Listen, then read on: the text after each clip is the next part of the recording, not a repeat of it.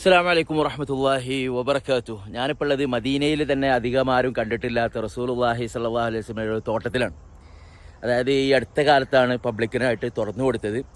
അപ്പോൾ ഈ തോട്ടത്തിൻ്റെ പ്രത്യേകത എന്ന് പറയുന്നത്, ഇതൊരു കാലത്ത് റസൂലുള്ളാഹി സ്വല്ലല്ലാഹു അലൈഹി വസല്ലമയുടെ തോട്ടമായിരുന്നു. പിന്നീട് മഹാനായ അബ്ദുറഹ്മാൻ ബിൻ ഔഫ് റളിയല്ലാഹു അൻഹുവിന് റസൂലുള്ളാഹി സ്വല്ലല്ലാഹു അലൈഹി വസല്ലം കൊടുത്തു. പിന്നീട് അവരുടെ പരമ്പരയിലായിരുന്നു ഒരുപാട് കാലം. അപ്പോൾ അങ്ങനത്തെ ഒരു തോട്ടത്തിലാണുള്ളത്. അധികം ആരും കണ്ടിട്ടുണ്ടാവില്ല. അപ്പോൾ ഇൻഷാ അല്ലാഹ് ചരിത്രം പറഞ്ഞുതരാം കേട്ടോ. ഞാനിപ്പോൾ ഉള്ളത് അല മദീന അല്ലെങ്കിൽ ആലിയത്തുൽ മദീന എന്നൊക്കെ പറയുന്നത്, മേലെ മദീന എന്നൊക്കെ പറയുന്ന ഭാഗത്താണ്. ഇവിടെയുള്ള സുവാല എന്ന് പറയുന്ന തോട്ടത്തിലാണ്. മസ്റാത്ത് സുവാല എന്നാണ് അറിയപ്പെടും. ഞാനൊക്കെ കുട്ടിക്കാലം മുതലേ ഈ ഒരു തോട്ടം ഇങ്ങനെ കാണുമ്പോൾ ഇതിൻ്റെ ചരിത്രം അറിയുന്നതുകൊണ്ട് തന്നെ കയറാനിങ്ങനെ കുതിച്ച് നടക്കുമായിരുന്നു ഇതിൻ്റെ അടുത്തൊക്കെ. പക്ഷേ പലപ്പോഴും എൻട്രി പെർമിഷൻ കിട്ടാറില്ല. പക്ഷേ ഈ അടുത്ത കാലത്ത് ഇപ്പോൾ മദീനയിൽ ടൂറിസവും കാര്യങ്ങളൊക്കെ ഡെവലപ്പ് ചെയ്യണം. അപ്പോൾ അതിൻ്റെ ഭാഗമായിട്ട് എന്ത് ചെയ്തു, ഇവിടെ കുറച്ച് മജ്ലിസും കാര്യങ്ങളൊക്കെ ആയിട്ട് തോട്ടത്തിൻ്റെ ചെറിയൊരു ഭാഗം പബ്ലിക്കിനായിട്ട് ഓപ്പൺ ചെയ്ത് കൊടുത്തിട്ടുണ്ട്. ഈ ഒരു തോട്ടത്തിന്റെ ചരിത്രം എന്ന് പറയുന്നത്, ഇത് ബനൂ നദീർ എന്ന് പറയുന്ന ജൂത ഗോത്രക്കാരുടെ താമസസ്ഥലവും അവരുടെ തോട്ടങ്ങളൊക്കെ ആയിരുന്നു. നമുക്കൊക്കെ അറിയാവുന്നതുപോലെ ജൂതന്മാർക്ക് റസൂലുള്ളാഹി സ്വല്ലല്ലാഹു അലൈഹി വസല്ലമയും സഹാബത്തൊക്കെ മദീനയിലേക്ക് വന്നതും ഈ ദീന് മദീനയിൽ വളർന്നതൊന്നും വലിയ താല്പര്യം ഉണ്ടായിരുന്നില്ല. അവർ പലപ്പോഴും അവസരം നോക്കി നടക്കുമായിരുന്നു റസൂലുള്ളാഹി സ്വല്ലല്ലാഹു സഹാബത്തിനെയും ഇല്ലാതാക്കാൻ വേണ്ടി.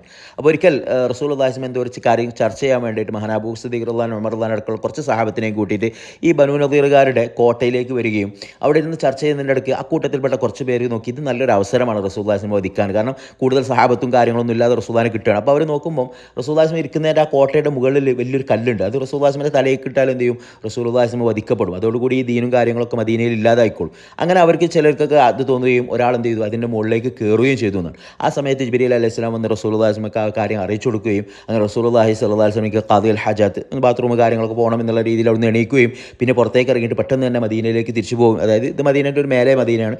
റസൂലുള്ളാഹിന്റെ വീടും പള്ളിയൊക്കെയുള്ള ഭാഗത്തേക്ക് പോവുകയും അങ്ങനെ പിന്നീട് എന്ത് ചെയ്തു, ഈ കാര്യം സഹാബത്തിനോട് പറയുകയും അങ്ങനെ സഹാബത്ത് വന്നിട്ട് എന്ത് ചെയ്തു, ഈ ഒരു ബനൂ നദീർ ഗോത്രക്കാരെ മൊത്തമായിട്ട് ഉപരോധിക്കുകയും അങ്ങനെ ദിവസങ്ങളോളം അവർ ഉപരോധിച്ചു. അവസാനം എന്ത് ചെയ്തു, അവരെ ഇവിടെ നിന്ന് എന്ത് ചെയ്തു, ഖൈബറിലേക്ക് നാട് കടത്തി. സ്വാഭാവികമായിട്ടും അവർ ഉപേക്ഷിച്ച് പോയ കോട്ടകളും വീടുകളും തോട്ടങ്ങളും ഒക്കെ റസൂലുള്ളാഹി സ്വല്ലല്ലാഹു അലൈഹി വസല്ലമയുടെ കയ്യിലായിരുന്നു ഉണ്ടായിരുന്നത്. പിന്നീട് അവയൊക്കെ മുഹാജിറുകളായിട്ടുള്ള പാവപ്പെട്ട സഹാബത്തിന് കൊടുത്ത സമയത്ത് മഹാനായ ഇബ്നു സഅദ് റഹിമഹുല്ലാഹ് അദ്ദേഹത്തിൻ്റെ തബഖാത്തിൽ പറയുന്നതായിട്ട് കാണാം, സുവാല തോട്ടം മഹാനായ അബ്ദുറഹ്മാൻ ബിൻ ഔഫ് റളിയല്ലാഹു അൻഹുവിനായിരുന്നു കൊടുത്തിരുന്നത്. ഈ കാണുന്നതാണ് സുവാല തോട്ടം എന്ന് പറയുന്നത്. അതുപോലെ തന്നെ ഈ തോട്ടത്തിൽ ഒരു പൗരാണികമായിട്ടുള്ള ഒരു കിണറുണ്ട്. ഏകദേശം 500 വർഷം പഴക്കമുള്ള ഒരു കിണറാണ്.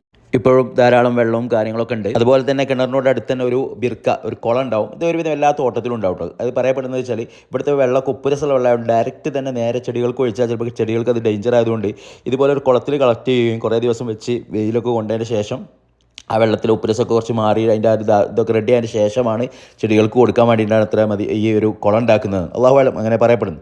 അപ്പോൾ ഈ കാണുന്നതാണ് സുവാല തോട്ടം എന്ന് പറയുന്നത്. മഹാനായ അബ്ദുറഹ്മാൻ ബിൻ ഔഫ് റളിയല്ലാഹു അൻഹുവിൻ്റെ തോട്ടമായിരുന്നു. പിന്നീട് അത് ജമലുല്ലൈലി കുടുംബത്തിനും പിന്നീട് ഇപ്പോൾ അഷ്റാഫുകളുടെ കയ്യിലാണ് ഈ ഒരു തോട്ടമുള്ളത്.